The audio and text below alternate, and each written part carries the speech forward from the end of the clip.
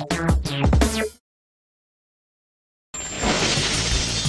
governmental powers, with Federal Powers Man, endowed with the powers of national government, who can coin money, regulate foreign and interstate commerce, declare a war, make peace, provide for the common defense, and maintain armed services. And pass naturalization and immigration laws.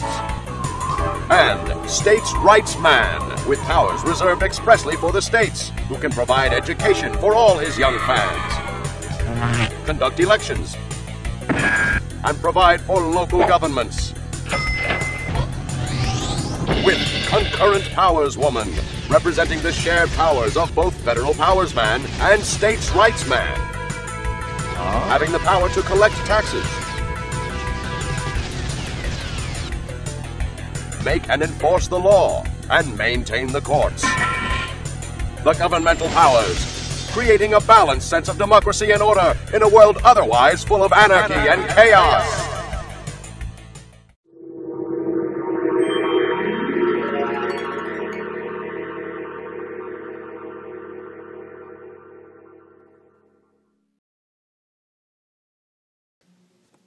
Powers of the federal courts.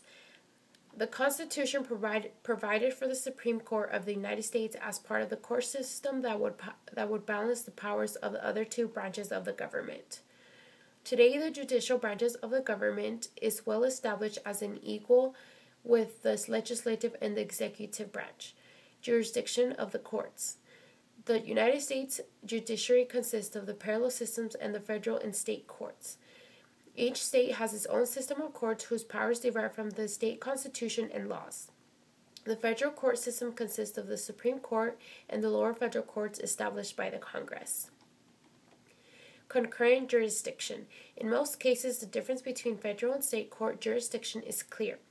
In some instance, however, both federal and state courts have jurisdiction, a situation known as a concurrent jurisdiction.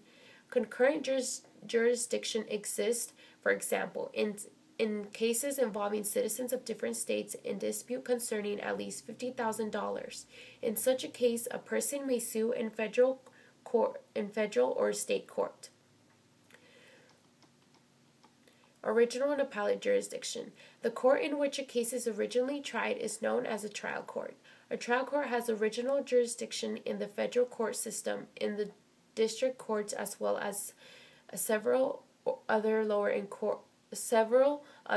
courts have only original jurisdiction. If a person who loses the case in a trial court wishes to appeal a decision, he or she may take the case to court with the appellate jurisdiction. Developing Supreme Court power. Since the creation of the Constitution, the Supreme Court has developed into the most powerful court in the world. It may also be the least understood institution of the American government. The role of the court has developed for custom, usage, and history.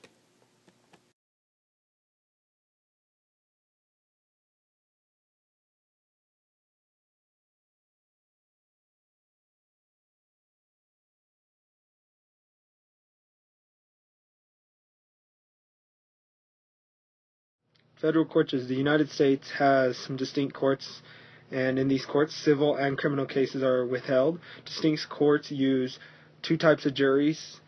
In a criminal case, there is a grand jury, which upholds 16 to 23 people. They hear a charge and the story and come up with a jurisdiction to press the charge or drop the case. Go. Okay.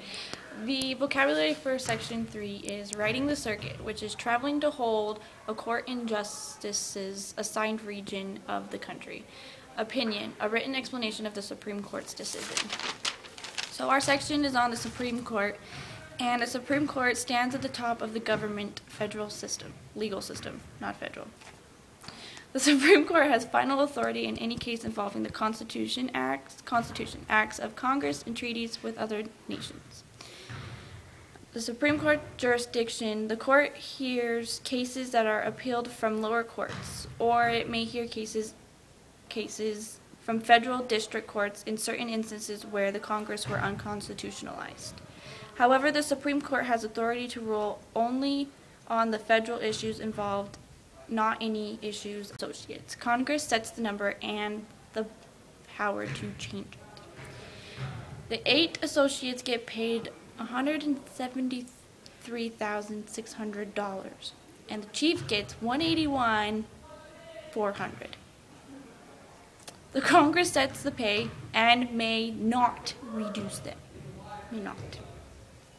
Under the Constitution, Congress may remove Supreme Court justice through impeachment for conviction of treason, bribery, or higher crimes and misdemeanors. The main duty of the justices is to hear and rule on cases.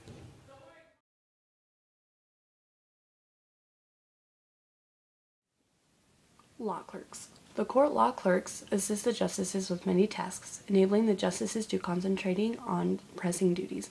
Law clerks read all the appeals filed with the court and write memos summarizing the key issues in each case. Clerks help prepare the court's opinions by doing research and sometimes writing the first drafts of the opinions. The justices each hire a few law clerks from top graduate schools. These young women work for a justice for 1 to 2 years. After leaving the court, they go on to be judges and even on the Supreme Court. The Senate usually grants approval when appointing the justices, and presidents with strong support in the Senate are least likely to have their candidates rejected, but there is no guarantee. The American Bar Association is the largest national organization of attorneys since 1952. The committee rates nominees either well qualified, qualified, or not qualified. The ABA rating is adversary, and neither the President nor the Senate is required to follow it.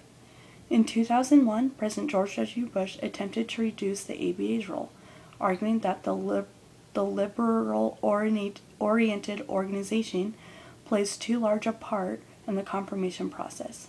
Democrats, on the other hand, contend that the ABA provides a fair candidate appraisal. Some fun facts for you: when President Washington was running for president, the Senate decided to reject one of his nominees. During the 19th century, more than 25% of the nominees failed to win. When President Eisenhower named Earl Warren as Chief Justice in 1953, he expected Warren to continue to support the rather conservative positions he had taken as governor of California. The Warren Court, however, turned out to be the most liberal activist court in the country's history.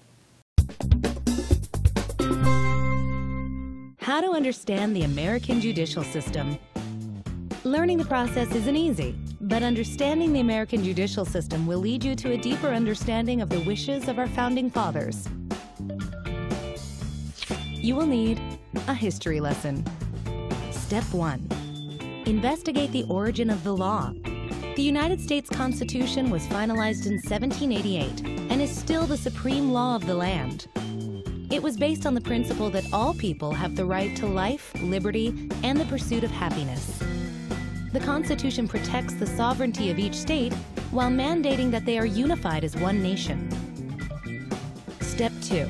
Understand the authority of the branches. The power of the federal government was balanced among 3 equal branches to create a long-lasting government that would serve everyone. The 3 branches are the executive, legislative, and judicial branches. Americans vote to elect the members of the executive and legislative branches. The members of the judicial branch are appointed by the President and confirmed by the Senate. Step 3. Study the Supreme Court's power. The Supreme Court of the United States is the highest court, and all lower courts are obligated to follow the guides set by the Supreme Court when making decisions. Step 4. Learn about the lower courts, district courts, and the courts of appeals. District courts handle most federal law cases. The U.S. Courts of Appeals review the appealed district court cases. Step 5. Learn the difference between the state and federal courts. Each state has its own court system. State courts have hierarchy levels, with the highest level being the state's Supreme Court. Federal courts make sure that state laws obey federal laws. Now you have a good understanding of the American judicial system. Did you know? Congress determines the number of Supreme Court justices. There have been as many as 9 and as few as 6.